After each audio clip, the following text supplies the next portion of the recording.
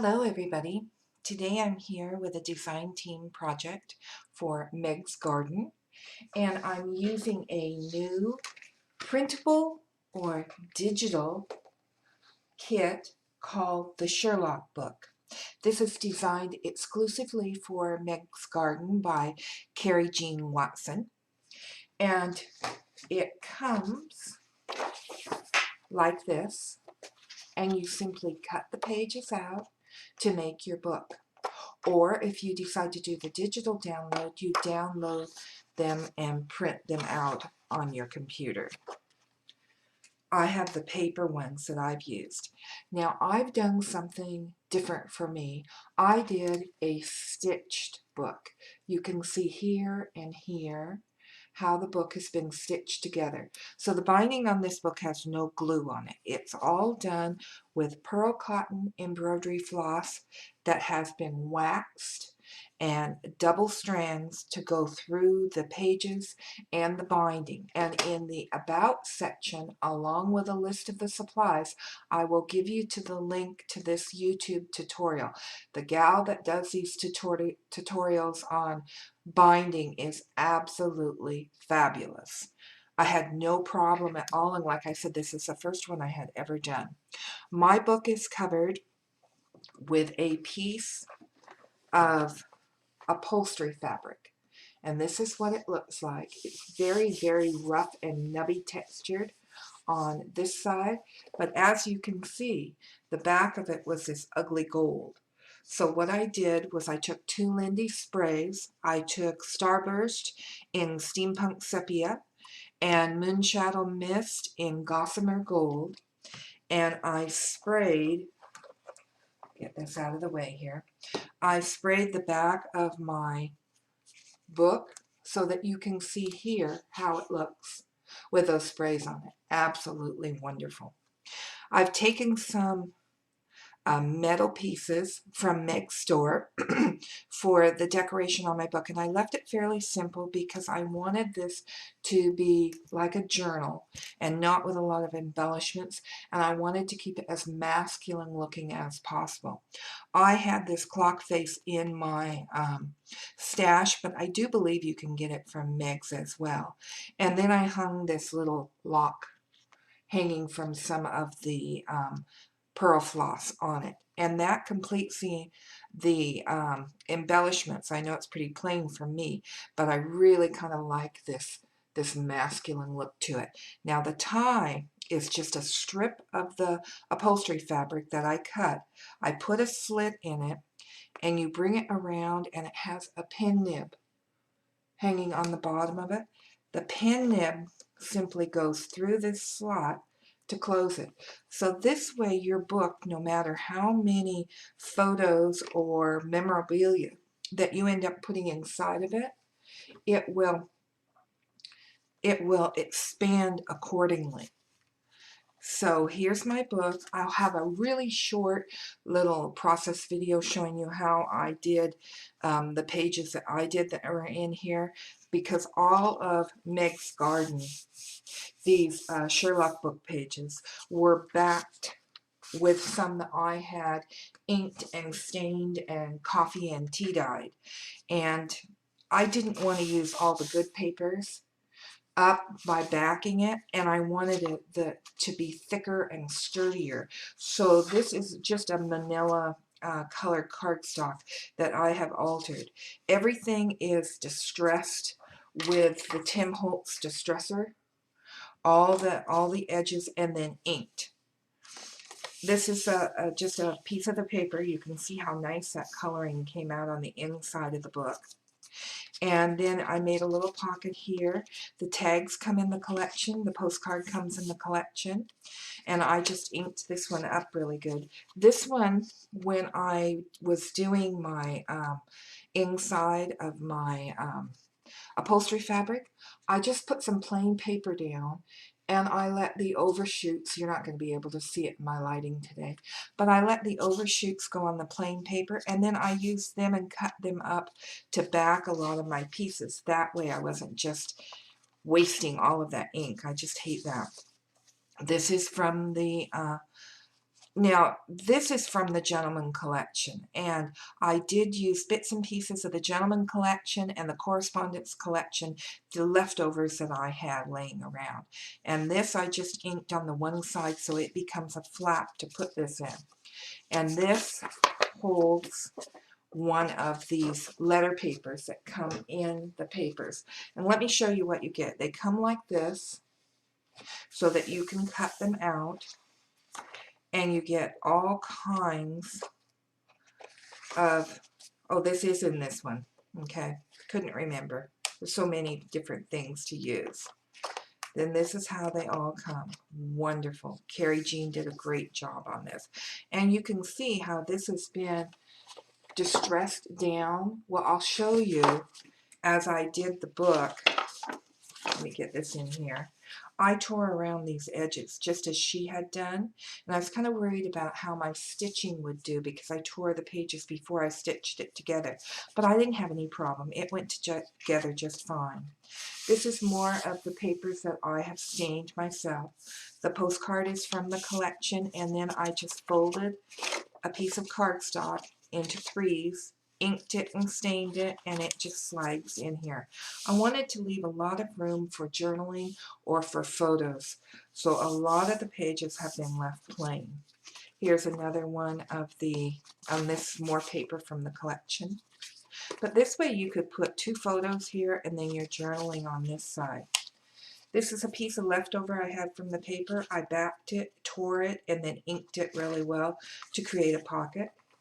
And you can see here some of my stitching. This was so fun. This bookbinding may become a new passion, I'll tell you. And here's 2 more pages from the collection. This one is an envelope that came. Now what I did do is I kind of put a piece of paper here and I inked around here to make it more prominent and pop and look a little bit more distressed. And then I just backed 2 of the things, 2 of the little papers from the collection, backed them, and they just go in the pocket here, or in the envelope. More of the paper. This has been laying on my desk forever. I don't have any idea where it came from, but it was just perfect for this. So I picked it up, I backed it with some just packaging material that I had ripped and torn, inked everything. I folded it in spots, like here, and then inked it really heavily on those crease lines so it would look even older. This came from the collection. These are the postcards that Eva sent me a while back if you watch any of my videos, and this worked just great with more of the splattering on the back, and then I cut a little piece out of the paper for the postage stamp. Slides in here. This is some of the camel colored mesh from Meg's store, another one of her metal pieces. This created a nice billy band. I just lined each side of it with the paper, glued it on both sides, and then you can just, it'll keep it from falling out. This is simply a trifold with 3 spots for photos inside with papers from the collection. This is a fantastic idea. And like I said, if you don't want to, if you live outside of Australia and you don't want to pay the shipping costs for paper, then you can do the download version and purchase it, download it and print it off and just cut them out. Perfect. So here's 2 more of the collection papers. The balloon I had in my stash from a prior collection, and I just glued it on this one side so it creates a great pocket. Here's another tag. This one was just laying around. This was a half sheet of paper I had left, and I decided I would just bind this right into it. I took this little square from the paper, and then I just cut, whoops, there we go. I just cut right around the hat to form a pocket and glued all of the rest of it down so that these little tags like this will just stick right behind the pocket that way. It's a couple tickets from the collection, and I just left this blank. Then this is a piece I had left over from another project that I had made. This is from the Gentleman Collection, and some of the burlap strip that comes from Meg's store. and I glued this down and around here, and then back to these. This one I put some lines on, and then that creates a wonderful pocket accent for this page.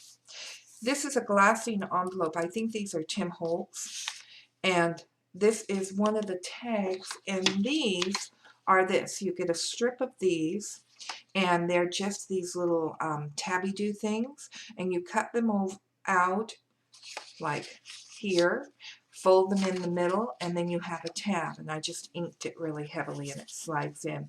This is from one of the other collections. I just had this little strip in my leftover bin, and so I inked it really heavily and put it down along the side here. More papers from the Sherlock book.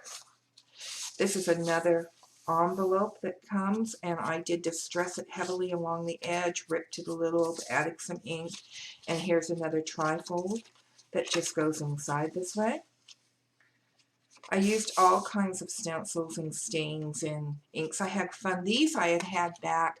Was going to make a book quite some time ago, and then every time I pulled it out, these papers just weren't right, and I'd stick them back again. And when I got this collection from Meg, when it came in the mail, I thought, oh, this is what I've been saving all of these papers that I had made for, and it was absolutely perfect. More papers from the collection. This was a piece of packaging material I just had laying around, so I tore it off. It has this corrugated look to it. You know how the inside, when you tear two pieces of cardboard a piece, you get this waffly effect in the inside. Makes a great pocket. Just glued it down on the two sides, and I have another journal spot here. And then more blank pages for pictures or journaling or whatever. This is from the other collection, and I just had this one little spot that was left, so I put glossy accents in the middle, and I did add some glitter accents, another pen nub, tied some of the floss in it, and just left the floss hang, and it creates now a great pocket for this little trifold. That's rain, if you can hear it. We're getting lots of rain here in the desert today. So if you hear it, that's what's coming down. Another half piece that I had, and then a paper clip that comes from the store, and a couple of Admit One tickets that came from the collection, and I just backed them because I have a tendency to like things to have a little bit more stability to them. And then this is the back cover, and to make my tie, you just simply put 3 slits in, and it's a way of putting them together so that it is secure, and that is also shown on the video. So this is my book. I absolutely loved putting this together. I think it was so fun. The new binding technique for this journal that is stitched with no glue is absolutely perfect. Having this pen nib to be able to go through my little slit for the tie, that makes it expandable. I was just completely very in love with this whole scenario. So I hope you'll take a look at Meg's store. I will leave the links, like I said, in the expanded about version underneath my video to all of the supplies. Check out her blog, my blog. If you're not a subscriber, I hope you'll become one today. If you like my little journal and what I've done, hit the like button. That shows me that I'm doing okay. Thanks everybody. You have a very creative day. Have fun crafting, and we'll see you next time. Bye-bye.